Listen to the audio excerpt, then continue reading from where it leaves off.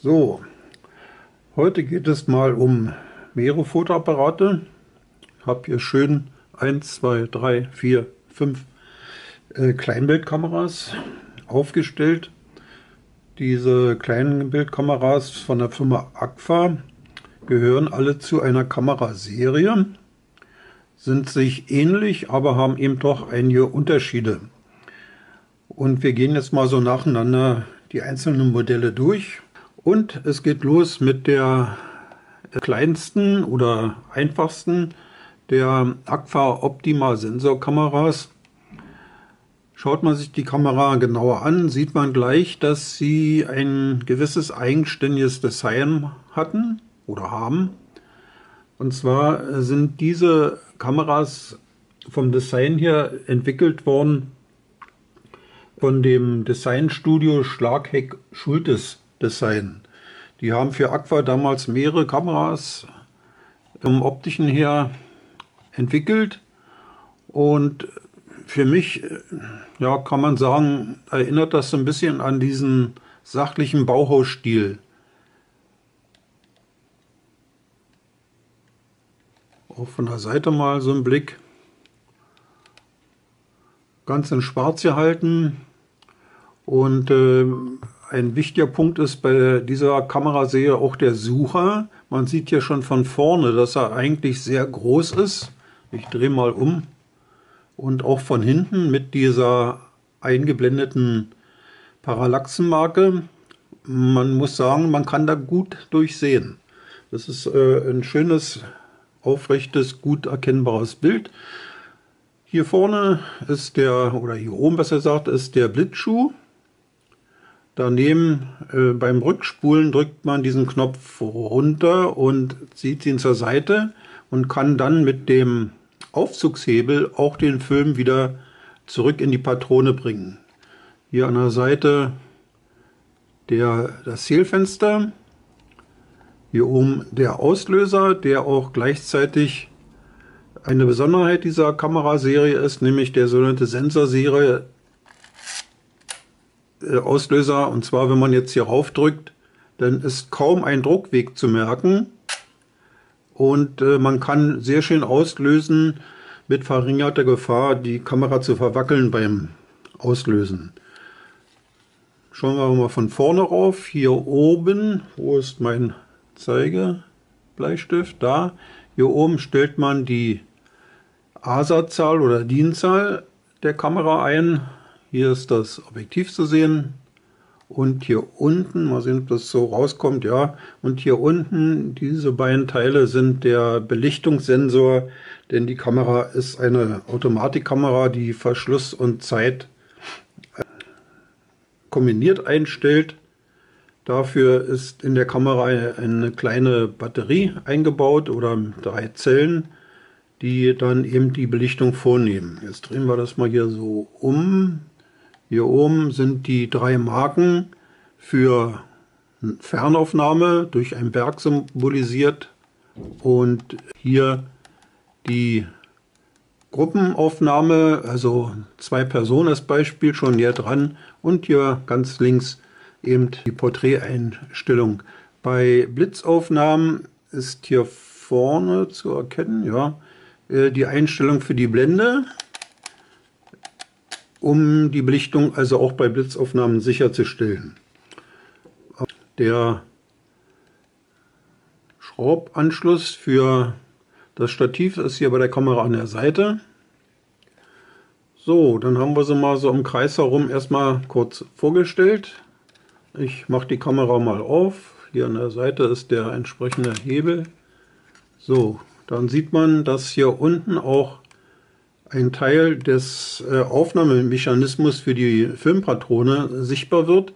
Der Film wird hier eingelegt, wird hier rüber geschoben und zieht sich dann beim Aufziehen automatisch weiter. Kommen wir wieder ein, hier sind die Transportbereiche und hier hinter verbirgt sich die Batterie. Komme ich jetzt so mit den Fingern schlecht dran, wenn man die Kamera so hält. Zeige ich nachher nochmal vielleicht genauer. Und hinten die Andruckplatte für den Kleinbildfilm. Ja, so viel zu der Optima 335. Diese Kamera hat ein Dreilinser-Objektiv.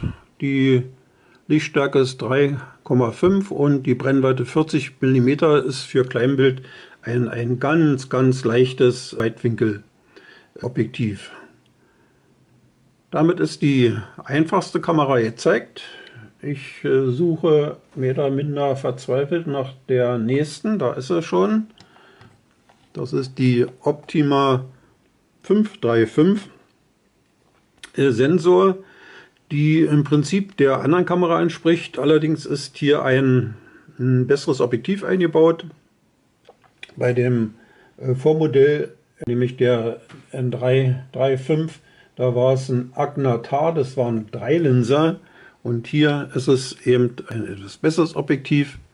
Das Solitar hat auch eine höhere Lichtstärke mit 1:2,8 und die Brennweite wieder 40 mm. Belichtung, Einstellung der anderen Parameter wie bei der kleineren Kamera. Auch hier, wenn man reinguckt, ist kein Unterschied zu erkennen.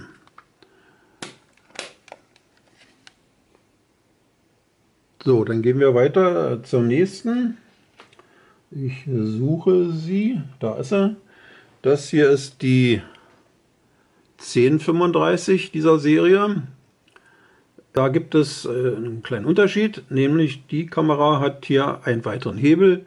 Damit kann man einen Selbstauslöser, Zeitauslöser, Timer, wie man es auch bezeichnen will, mit aktivieren.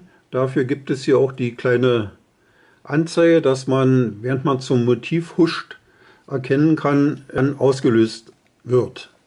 Auch hier ist es so, dass die Kamera innen drin genauso aussieht. Wieder hier der berühmte Blick in die Kamera selbst. Ansonsten eben wie das Vormodell. Jetzt kommen wir zu der Spitzenvariante der Kamera. Schön wieder ins Bild gestellt. Hier steckt auch gleich nochmal zur Demonstration der Elektronenblitz für die Kamera oben auf dem Schuh. Hier ist ein Solitar S eingebaut. Solitar S mit 2,8 und 40. Solitar S heißt Multicoated. Beim Vormodell war es zwar auch coated, aber eben einfach coated. Coated ist sozusagen der Überzug auf dem Objektiv gemeint, um Kontraste besser darzustellen.